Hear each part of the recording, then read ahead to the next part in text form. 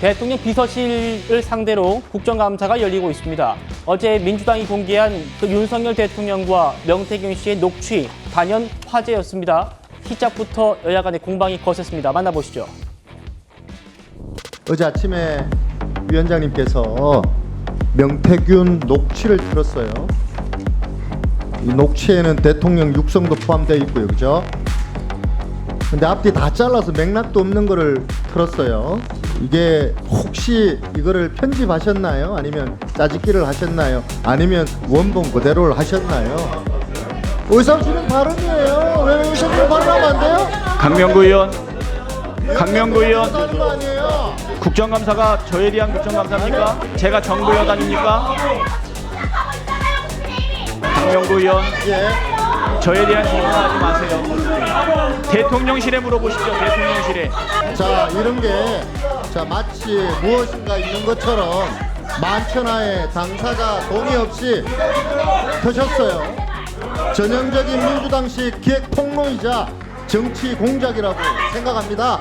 저 이재명 아버지 보호하겠다고 막가파식 폭로 일삼는 것 같은데, 이런 민주당식 정치 공작이 사람을 죽이고 이게 폭력이에요, 여러분. 자, 민주당에서 이게 어떻게 녹음된 건지, 어떻게 제보가 되었는지, 어떻게 유출되어서 민주당 손에 들어갔는지, 이거에 대해서 나중에 소명하셔야 될 것 같고요. 누가 봐도 명백한 공천 개입이고 또 공천 거래가 있었다는 사실이 드러나는 윤석열 대통령의 생생한 육성을 전 국민이 들었습니다. 저한테 질문했잖아, 나한테요. 나한테 질문했잖아요. 나보고 해보자는 거 아닙니까? 아이고야, 이게 해보자는 거 아닙니까? 라는 말까지 나왔네요. 어제 그 녹취를 공개했던 박찬대 원내대표가 위원장으로 있는 운영위원회에서 일어난 일입니다. 강 변호사님, 네. 국민의힘에서 아주 거세게 반발했는데 네. 일단 첫 번째 이유는 그 녹취가 잘린 거 아니냐, 짜깁기 된 거 아니냐 이겁니다, 지금.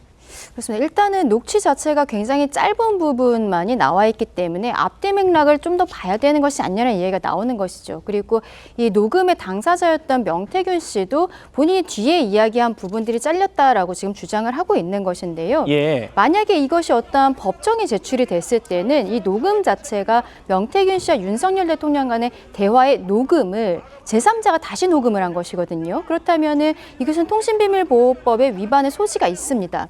그러면 거기에 대해서 만약에 제대로 된 증거로서의 증거 능력을 가지려면 명태균 씨가 인정을 한다거나 그 윤석열 대통령이 인정을 한다거나 이런 부분이 있어야 되는데 지금 당사자들도 그렇게 생각하고 있지 않은 것으로 보이는데요.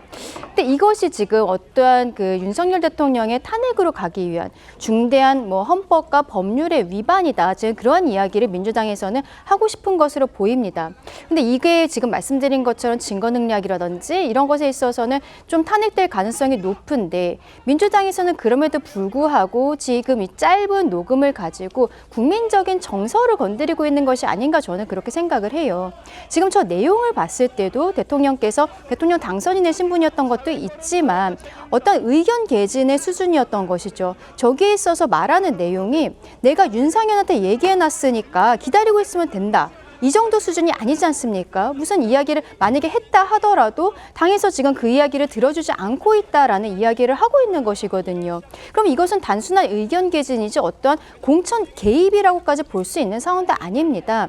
그런데 저 상황에 있어서 어쨌든 대통령의 육성이 녹음이 되어 있고 상대방이 명태균 씨이기 때문에 국민들께서는 저것을 받아들였을 때 어떤 법적인 것을 넘어서 아니 대통령께서 저런 사람과 교류를 하고 있었던 것이 사실이란 말이야? 이런 감정적인 좀 실망이랄까요? 이런 것들은 있을 수밖에 없는 것이거든요. 예. 결국 민주당이 이번 주 토요일부터 마른 김건희 규탄 대회라고 이야기하고 있습니다만 결과적으로는 탄핵을 가기 위해서 패딩 준비하라고 하고 있잖아요. 겨울 내내 하겠다는 것인데 예. 그 과정에 있어서 이런 식의 녹취는 계속적으로 나올 것으로 보이고 저는 어떠한 헌법과 법률에 위반되는 내용은 없을 것이라고 믿고 있습니다만 거기에 있어서 민주당은 어떤 감정적인 호소를 하면서 계속적으로 몰아칠 것으로 예상하고 있습니다. 알겠습니다. 이번 녹취 파일 공개를 이재명을 살리기 위한 정치 캠페인이다라고도 주장을 했습니다. 이어서 만나보시죠.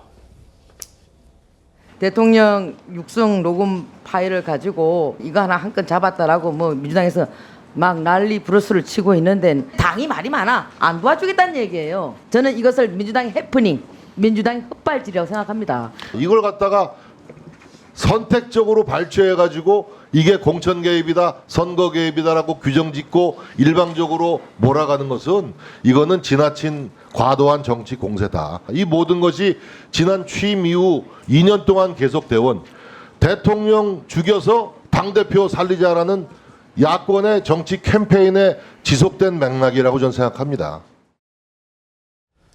최평론가님, 네.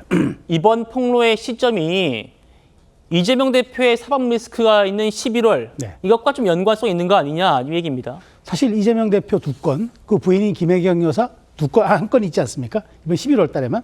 근데 이제 이게 사실은 목전에 딱 터진 거란 말이죠. 11월에 진입하는 입구에. 그러니까 분명히 제가 보기에도 여러 가지 명태균 씨의 폭로가 이어진 게 벌써 한 달을 넘게 끌어왔고, 그다음에 강혜경 씨를 지금 민주당이 공익제보자 신분으로 막 하면서 지금 이 사안을 국감에서 계속 몰아붙였는데 왜 운영이 국감을 하루 앞둔 시점에 이 녹취를 폭로했을까? 굉장히 의도적일 수 있고, 그다음에 어떤 지향하는 목표가 있을 수 있다고 여기는 부분들이 이재명 대표의 1심 선고를 앞두고 일종의 정치권의 카오스 형국을 좀 도입시킴으로써 일단 이것에 대해서 물을 좀 타보자는 전략이 아니냐, 충분히 합리적인 의심이 돼요. 그런 측면에서 민주당의 공세는 이재명 대표의 사법 리스크와는 별개로 좀 더 구체적이고 객관적으로 진행돼야 설득력이 있을 것 같습니다. 예.